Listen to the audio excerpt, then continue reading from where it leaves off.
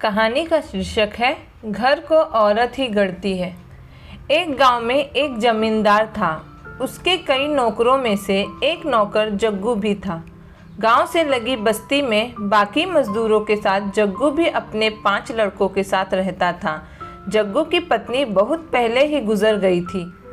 एक झोपड़े में वह बच्चों को पाल रहा था। बच्चे बड़े होते गए और जमींदार के घर नौकरी करने लगते गए। सब मजदूरों को शाम को मजदूरी मिलती। जग्गू और उसके लड़के चना और गुड़ लेते। चना भूनकर गुड़ के साथ खा लेते थे।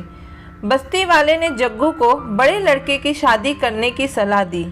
उसकी शादी हो गई और कुछ दिन बाद गौना भी आ गया। उस दिन जग्गू की झोपड़ी के सामने बड़ी रौनक लगी हुई थी। बहुत लोग इकट्ठा हुए नई बहू को देखने को। फिर धीरे धीरे भीड़ छटी। आदमी काम पर चले गए, औरत अपने अपने घर। जाते जाते एक बुढ़िया बहू से कहती गई, पास ही घर है, किसी चीज़ की ज़रूरत हो तो संकोच मत करना, आ जाना लेने। सबके जाने के बाद बहू ने घूंघट उठाकर अपनी ससुराल को देखा तो उसका कलेजा मुंह को आ गया। जर्जर सी झोपड़ी, खूंटी पर टंगी कुछ पोटलियां और झोपड़ी के बाहर बने 6 चूल्हे। जग्गू और उसके सभी बच्चे अलग अलग चना भूनते थे। बहू का मन हुआ कि उठे और सरपट अपने गांव भाग चले, पर अचानक उसे सोचकर धचक्का लगा, वहाँ कौन से नूर गड़े हैं, माँ है नहीं, भाई भौजाई के राज में नौकरानी जैसी जिंदगी ही तो काटनी पड़ेगी। यह सोचते हुए वह बुक्का फाड़ रोने लगी। रोते रोते थककर शांत हुई। मन में कुछ सोचा। पड़ोसी के घर जाकर पूछा, अम्मा एक झाड़ू मिलेगा? बुढ़िया अम्मा ने झाड़ू, गोबर और मिट्टी दी। साथ में अपनी पोती को भी भेज दिया।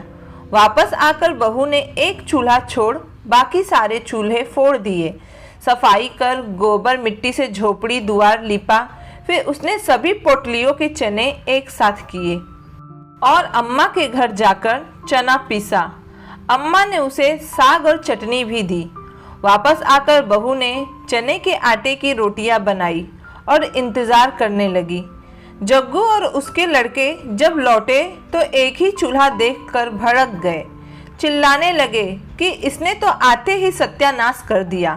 अपने आदमी का छोड़ बाकी सबका चूल्हा फोड़ दिया। झगड़े की आवाज़ सुन बहू झोपड़ी से निकली। बोली, आप लोग हाथ मुंह धोकर बैठिए, मैं खाना निकालती हूँ। सब अचकचा गए।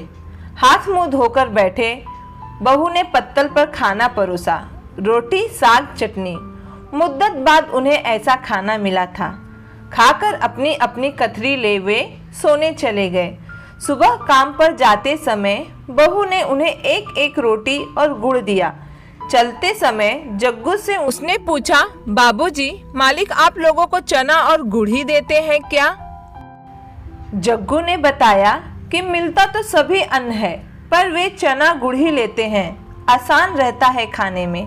बहू ने समझाया कि सब अलग अलग प्रकार का अनाज लिया करें। देवर ने बताया कि उसका काम लकड़ी चीरना है। बहू ने उसे घर के ईंधन के लिए कुछ लकड़ियां लाने को कहा।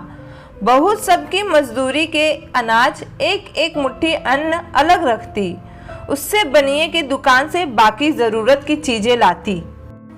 जग्गू की गृहस्थी धड़ल्ले से चल पड़ी। एक दिन सभी भाइयों और बाप ने तालाब की मिट्टी से झोपड़ी के आगे बाढ़ बनाया। बहू के गुण गांव में चर्चित होने लगे। जमींदार तक यह बात पहुंची। वह कभी कभी बस्ती में आया करता था। आज वह जग्गू के घर उसकी बहू को आशीर्वाद देने आया। बहू ने पैर छू प्रणाम किया तो जमींदार ने उसे एक हार दिया। हार माथे से लगाकर बहू ने कहा कि मालिक यह हमारे किस काम आएगा?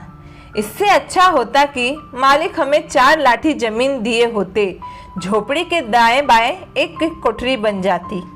बहू की चतराई पर जमीन हंस पड़ा और बोला, ठीक है, जमीन तो जग्गू को मिलेगी ही, यह हार तो तुम्हारा हुआ। दोस्तों, औरत चाहे घर को स्वर्ग बना दे चाहे नर्क, मुझे लगता है कि देश समाज और घर को औरत ही गढ़ती है। दोस्तों, अगर आपको ये कहानी पसंद आई हो तो कहानी को लाइक, कमेंट और शेयर करें और इस चैनल को सब्सक्राइब करें। धन्यवाद।